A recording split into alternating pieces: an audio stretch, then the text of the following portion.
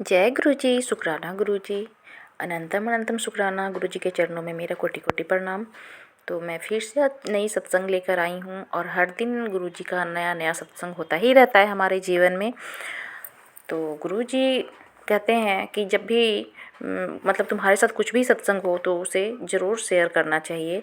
हो सकता है वो सत्संग दूसरे संगत जी के लिए भी हो, क्योंकि सत्संग सुनते हैं तो उसमें बहुत सारे संगत जी को अपना जवाब भी मिल जाता है, बहुत सारी जो परेशानियां हैं उनका हल भी मिल जाता है। तो गुरु जी का यही आदेश था, इसीलिए मैं शुक्राना सत्संग आप लोग के साथ में शेयर कर रही हूँ। इसे ज़रूर सुनिएगा और चैनल पर नए हैं तो इस चैनल को ज़रूर सब्सक्राइब कीजिए। सब्सक्राइब करके और लाइक का बटन दबाइए, शेयर कीजिए, कमेंट में जय गुरु जी शुक्राना गुरु जी भी लिखिए। इससे गुरु जी की अपार कृपा मिलती है। तो चलिए सत्संग को शुरू करते हैं। तो सत्संग ये है कि कल का दिन था और कल 1 दिसंबर थी। तो 1 दिसंबर के दिन क्या होता है कि मेरा चूल्हा जो होता है गैस स्टोव, वो बड़ा वाला जो बर्नर होता है वो ख़राब हो जाता है। उसमें फ्लेम बिल्कुल नहीं आ रही थी, बहुत कम, बहुत थोड़ा सा फ्लेम आ रहा था। तो मैंने गैस स्टोव ठीक करने वाले को अपने घर में बुलाया और वो जो स्टोव था ना वो उससे भी ठीक नहीं हुआ। उसमें उसके अंदर में जो लगती है ना नॉब के अंदर में, वो कुछ नॉब था छोटा सा, तो वो लगा ही नहीं, उसमें सेट भी नहीं किया तो वो ठीक ही नहीं हुआ। तो फिर मेरे हस्बैंड अंकल उसे बोले कि सो इसमें दूसरा सेट कर दीजिए। तो वो बोला कि सो अब इसे ना बाहर से लाना पड़ेगा, वो उसके पास नहीं था। तो 2-4 दिन बीत गए तो मेरे हस्बैंड अंकल उसके दुकान पे गए तो फिर वहाँ से 2 लेकर आए। उसके अंदर में एक लगता है जिससे कि गैस पाइप में आती है, वो बहुत छोटी सी थी। तो मतलब कि कल का टाइम मिला उन्हें सेट करने के लिए, तो वो चूल्हा को खोलकर खुद से सेट कर रहे थे। तो एक उसके अंदर जो होता है ना वो जिससे गैस पूरा पाइपलाइन में जाती है, तो बहुत छोटा सा होता है, उसे सेट करना पड़ता है। तो वो लग ही नहीं रहा था, उसमें सेट ही नहीं हो रहा था।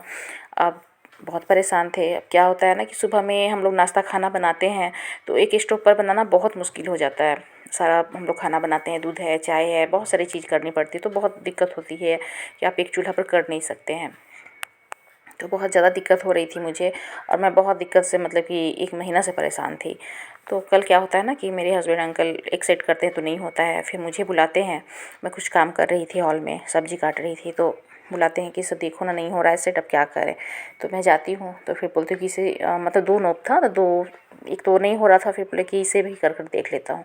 उसी समय मैं गुरुजी से मन ही मन प्रार्थना करती हूँ, गुरुजी आप सुन लीजिए ना प्लीज़, अपनी बेटी का तो आप बहुत सुनते, सब बेटी का आप सुनते हैं, प्लीज़ मेरे लिए भी मेरी भी अरदास पूरी कर दीजिए कि ये जो है ना ये सेट हो जाए इसमें।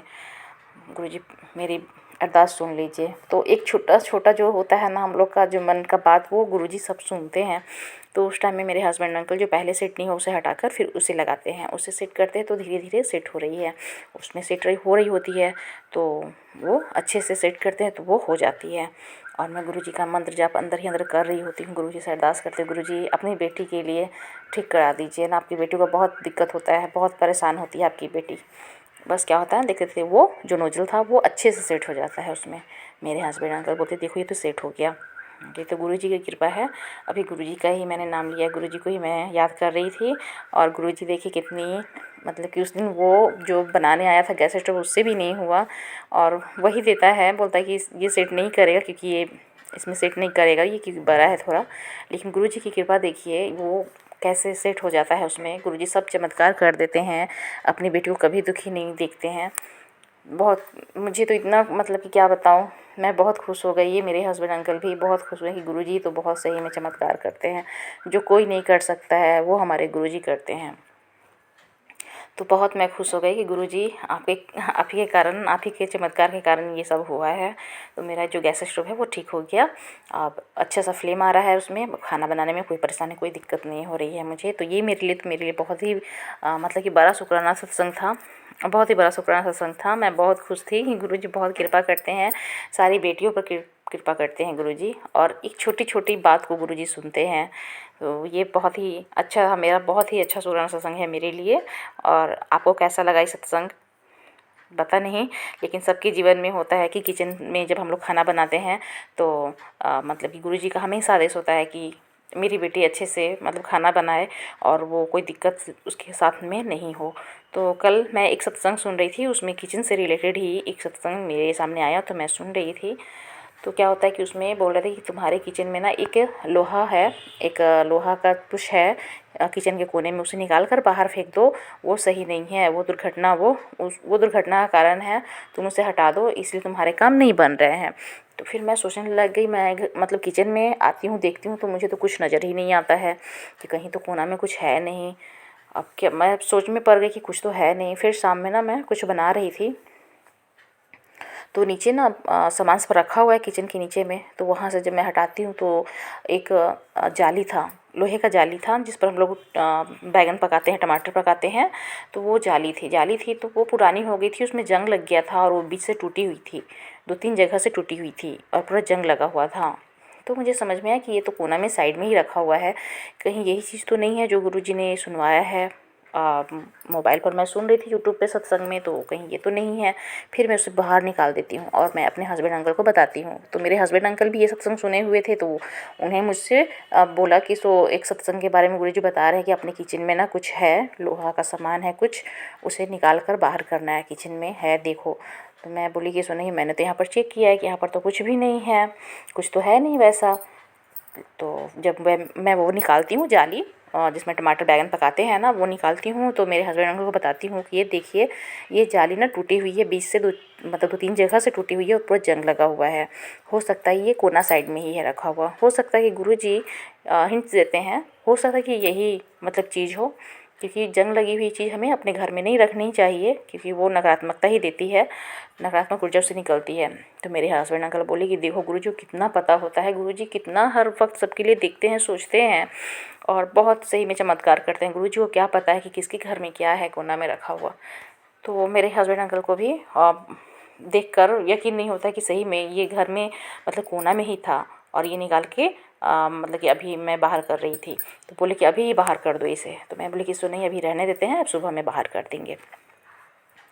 तो फिर मैं उसे बाहर कर देती हूँ आज सुबह में, मतलब कि आज है 2 दिसंबर, तो मैं बाहर कर देती हूँ। और ये भी मेरे लिए शुक्राना सत्संग है, क्योंकि जो भी हम लोग सुनते हैं सत्संग सुनते हैं, तो सत्संग बहुत मतलब कि उसमें बहुत सारी ऐसी बातें होती हैं जो हमारे लिए ही होती हैं।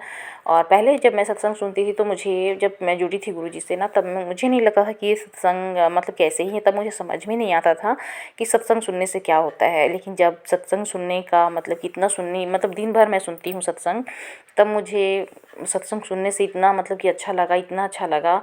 और बहुत सारे सत्संग सुनने से मतलब कि होता है ना कि बहुत सारा जो हम लोग के जीवन में जो होता है वो सब चीज़ उसमें आ जाता है, बीमारी से रिलेटेड, मतलब सारी चीज़ जो होते हैं ना वो हमारे जीवन से ही रिलेटेड होते हैं। और सत्संग सुनने से गुरुजी हमारे कष्ट को कटवा देते हैं। तो ये बहुत बड़ी कृपा करते हैं गुरुजी सब बेटियों के घर में। जो लोग सत्संग सुनते हैं ज़रूर सुनिए, स्किप मत कीजिए, स्पीड में मत बढ़ाकर सुनिए, या आपको अच्छा लग रहा है तो थोड़ा स्पीड में भी बढ़ा सकते हैं, जिनके पास मतलब टाइम नहीं होता है। लेकिन वैसे सुनिए कि जो आपको समझ में आए, उतना समझ में आए कि हाँ, ये नहीं कि हाँ मतलब कि लगा दिया और काम में बिजी हैं और दिमाग में वो आ ही नहीं रहा है, सुन के समझ में नहीं आ रहा है, वैसा नहीं कीजिए। सत्संग को बहुत ही अच्छे से ध्यान से सुनिए। अगर ध्यान से सुनते हैं तो बहुत आपसे रिलेटेड जो परेशानी है ना वो सत्संग में होती है, और वही सत्संग आपके सामने में होता है जिसे गुरुजी सुनवाते हैं। तो गुरुजी हमारे हैं ही इतने अच्छे, इतने प्यारे गुरुजी हैं कि जो कभी हम लोग को जीवन में अच्छे कर्म के तभी हमारे जीवन में गुरुजी हैं, नहीं तो गुरुजी के बिना तो लगता है कि जीवन ही अधूरा है, कुछ भी नहीं है। गुरुजी की बहुत महिमा है मेरे परिवार पर, जब से गुरुजी ने मेरा हाथ थामा है। और मैं क्या बड़ाई करूं उनकी, बहुत हर दिन हर पल उनका जो है ना आशीर्वाद ही बरसता है हमारे घर पे, बहुत ज़्यादा आशीर्वाद उनका बरसता है। क्योंकि मैं इतनी परेशानी से मतलब बाहर निकली हूँ ना, सब गुरुजी की ही कृपा है। मेरे घर में ना मतलब बॉल ख़राब हो रही है, इधर फ्रिज मेरा ख़राब हो गया है, फ़िल्टर ख़राब हो गया है। मतलब मैं इतना मतलब कि परेशान थी ना, इतनी नकारात्मकता घर में थी। गुरुजी का जब से मेरे घर में 2 महीना हुआ है अभी स्वरूप आए हुए, तो उस टाइम से ना धीरे धीरे कर कर ना जो घर का जो माहौल था वो भी सही हो रहा है गुरुजी की कृपा से। और मतलब कि जो भी सामान ना ख़राब था, जो बन नहीं पा रहा था, पैसे की भी बहुत दिक्कत हो रही थी, सब गुरुजी कर रहे हैं। धीरे धीरे करके सब कुछ ठीक हो रहा है, सब गुरुजी की कृपा है। अब मैं जानती हूँ कि गुरुजी सब कुछ अच्छा कर देंगे, क्योंकि वो सब जानते हैं। और मैसेज जो हम लोग देखते हैं, शॉर्ट मैसेज भी आता है यूट्यूब पर, वो सब देख कर भी बहुत हमें हिंट्स मिल जाती है कि नहीं, अब हमारे जीवन में बहुत खुशियाँ आने वाली हैं। जैसे गुरुजी बोलते हैं कि अब तुम्हारा जो जीवन है ना, मैं बहुत अच्छा कर रहा हूँ, अब तुम्हारे जीवन में खुशियाँ आ रही हैं। ये सब बिल्कुल सही है, क्योंकि जब भी मैं सत्संग सुनती हूँ ना, बिल्कुल उससे रिलेटेड ही होता है और सारी खुशियाँ भी हमें मिल जाती हैं घर में। जो गुरुजी बोलते हैं ना, बिल्कुल बिल्कुल सही बोलते हैं।